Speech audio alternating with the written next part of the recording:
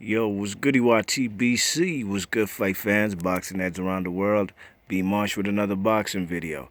So I'm back at it one more time, one more again, man. It's been a long time coming since I done one of these controversial decision series, and I'm back at it once again. You know what I mean? I think the last one I did was Azuma Nelson versus Jeff Fennick, the first fight, of course. You know what I mean? Because we know what Jeff Fennick, what happened to him, what Azuma Nelson did to Jeff Fennick in the second fight in Australia. You know what I'm saying? But this one right here is another one of those great African fighters, man. Probably, I consider Azuma Nelson the greatest fighter from Africa, man. But if you told me the man, uh,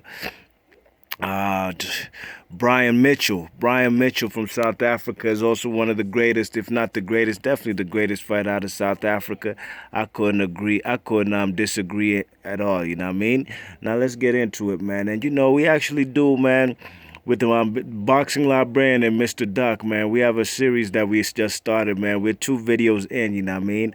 And it's basically something like this, but on the only difference is, you're getting a perspective of judging fights from 3 different people, like basically how the judges do it, you know what I mean? Myself, Mr. Duck, and boxing librarian, we give you basically, we look at these fights and we judge them for ourselves. And at the end of the day, at the end of the fight, we give you a score. So it's quite something similar that we do here, you know what I mean? And I'm back at it with my own joint, man, controversial decisions. And, I really enjoy doing this just like I enjoy doing it with Mr. Doc and them. It's pretty neat and boxing librarian that we get together and, come together as one and just judge fights from a non-biased perspective. Same way I do on my channel, so ain't nothing new, man. This is actually simple, and I really love doing this, and let's get into it, man. So we got Tony Lopez, Tony the Tiger Lopez, former IBF champ at super featherweight, fighting against, of course, the WBA champ,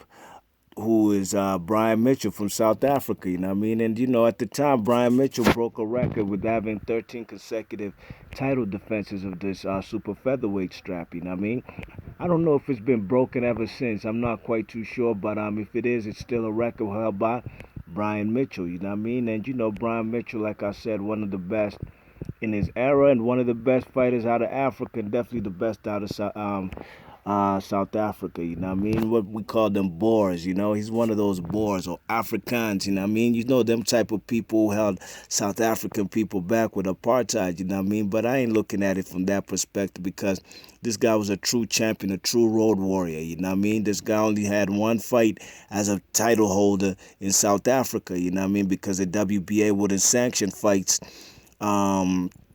in South Africa because of the apartheid thing, you know what I mean? You remember even Lloyd Hunnigan tossed one of those belts in the trash bin. He said he ain't defending it because one of those belts he took off of from Donald Curry because of the apartheid situation, So, the man, Brian Mitchell became a champion when he beat, who'd he beat? He beat Alfred Lane. Alfred Lane was a guy who beat, who he beat? Wilfredo Gomez, you know what I mean? He beat the great Wilfredo Gomez, one of the best fighters out of Puerto Rican, definitely one of the best fighters, in my opinion, ever, definitely at super featherweight, I'm sorry, at super bantamweight, 122, man. This guy was knocking out everything in front of him, man, and, my guy Zuma Nelson, he knows about him because you see what he did to him too out there in Puerto Rico, man. Big upset, And this guy defended his title numerous times. And to me, in my opinion, the best opponent on Brian Mitchell's record is Tony the Tiger Lopez. And Tony the Tiger Lopez, he himself was a great fighter.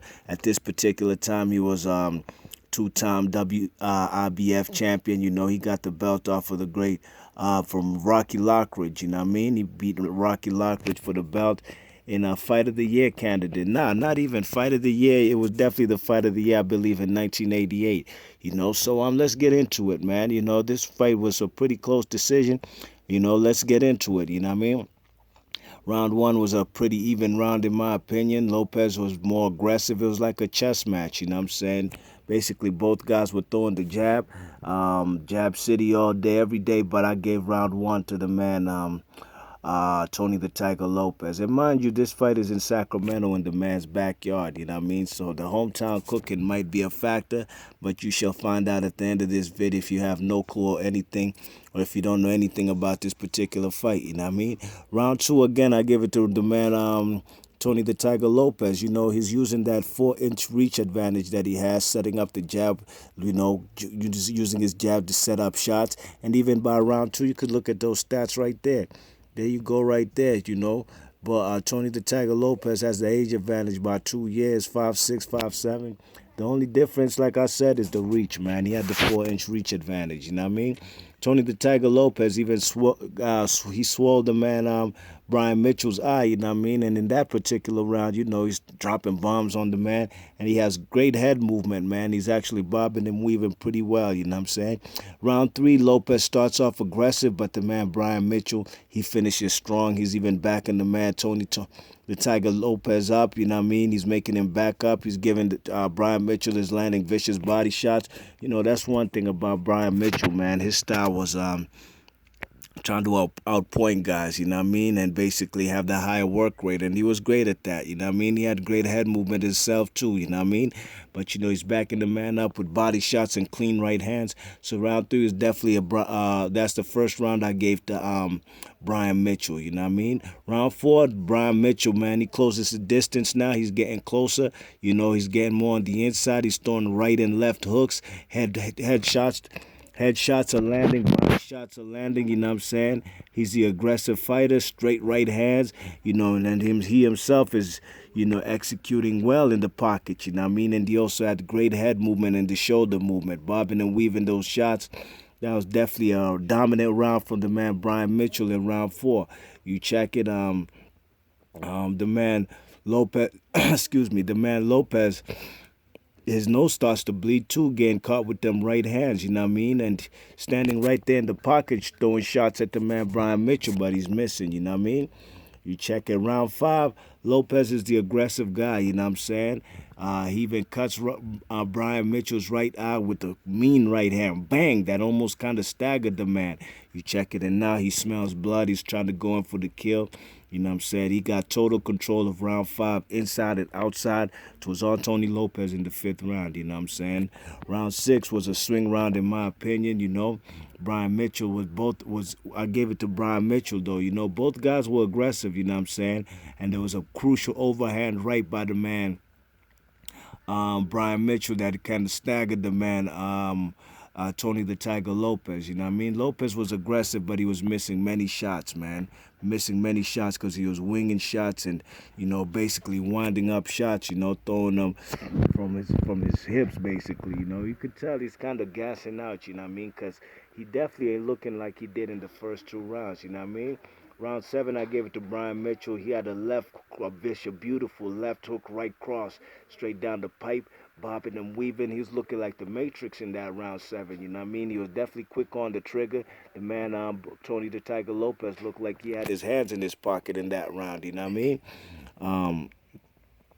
What happened? Where we at? In round eight, Mitchell, Brian Mitchell is actually forcing the guy Lopez on the ropes, you know what I mean? And a big right hand by Lopez was his only moment in that particular round. Body shots from the man Brian Mitchell was slowing the man Tony the Tiger Lopez down, you know what I mean? Both body shots and jabs from both guys, but the man body shots from Brian Mitchell were definitely taking a toll on Tony the Tiger Lopez, you know what I'm saying? And round nine was a swing round to me, you know what I'm saying? Lopez was landing more body shots, that's when he was now trying to take control of the fight or being more aggressive, you know what I mean? Staying in the pocket, wasn't trying to be pinned down on the ropes. But, Brian Mitchell, in my opinion, he started off strong in that round, so I had to give it to him. Even though it was a swing round, could have gone either way. You check it. Round 10, I gave it to Mitchell again, you know what I mean? Lopez is now bleeding through the mouth, man, you know what I'm saying? He's swallowing pints of his own blood, and that's pretty nasty, and that could definitely take a toll on a fighter, you know what I mean? And, the man Brian Mitchell rocks the man Lopez with a crucial 1-2, beautiful 1-2, you know what I'm saying? Standing right there in the pocket, and Brian Mitchell at this time is a guy who's even fighting he's fighting on his toes. He's bobbing and weaving. The guy, Tony Lopez, was more flat-footed throughout the whole fight, you know what I'm saying? Round 11, I give it to Lopez, you know what I'm saying?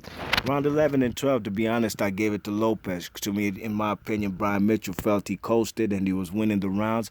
And round 11, Lopez is pressing the action. He's being the more aggressive fighter, you know what I'm saying? He's even kind of buying time, you know what I'm saying? Because he's not going in for the kill. Because in my the way he's looking at the fight, he's basically got these rounds in the bag, you know what I mean? In round 12, Lopez again is the aggressive guy, you know what I mean? You check it, he catches the man, Brian Mitchell. Even though they do go toe-to-toe in that round, he catches the man, Brian Mitchell, was about 3 to 4 mean right hands, you know what I'm saying? You check it straight down the pipe, then that's why I had to give it to the man. Tony the Tiger Lopez, you know what I'm saying? So this was a great fight right here, ladies and gents, you know what I'm saying? I really enjoyed watching this fight. I've watched it numerous times, you know what I mean? That's why I had to put it up. In my opinion, I had the man, Tony the Tiger Lopez, losing this fight, you know what I mean? Even though the judges called it a draw, you know what I'm saying? I think 2 of the judges were from the United States and 1 of them from Panama. You check it, so... it was pretty a biased decision in my opinion. I think one judge had it 115-115. The other judge had it 114-113. And another judge, same way, 114-113 for each guy, you know what I'm saying? So it was a draw. But in my opinion, I had this fight 115-113, you know what I mean? Even could have been 116-1. 112, 8 rounds to 4. I had it 7 rounds to 5 for Brian Mitchell. You know what I mean? I thought he pulled off the victory in Sacramento. And, the man, Tony the Tiger Lopez, man, he got a hometown cooking decision over there. You know what I mean?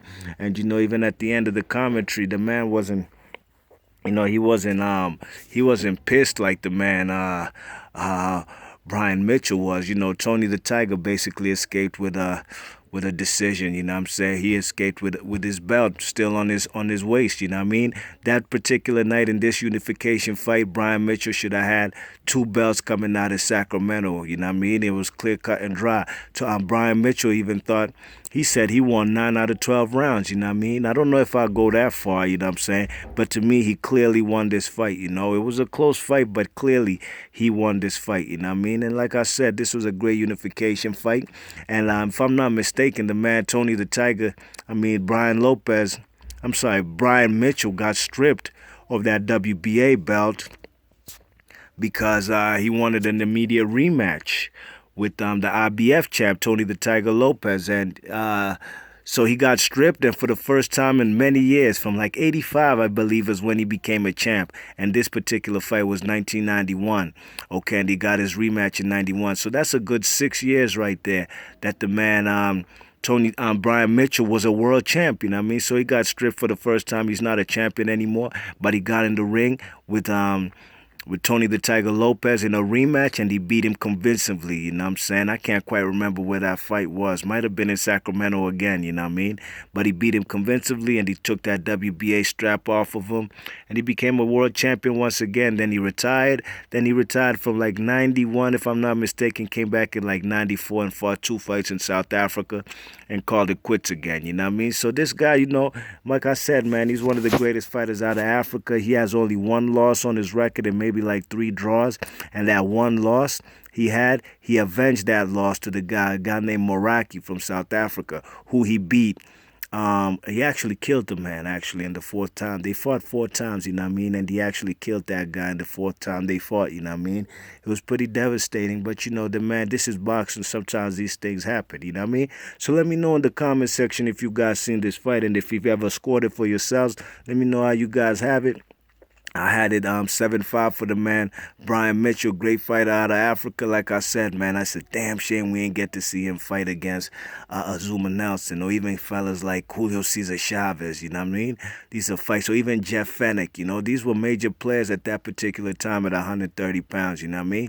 So let me know in the comment section what you think about this fight. 7-5 in my opinion, Brian Mitchell, and I'm going to catch you on the next vid. If you're new to the channel, please hit that thumbs up. Please subscribe. And if you don't like the video, something wrong with you, because this is actually education I'm putting you on, all right? Be Marsh Boxing. I'm going to check you on the next vid. One.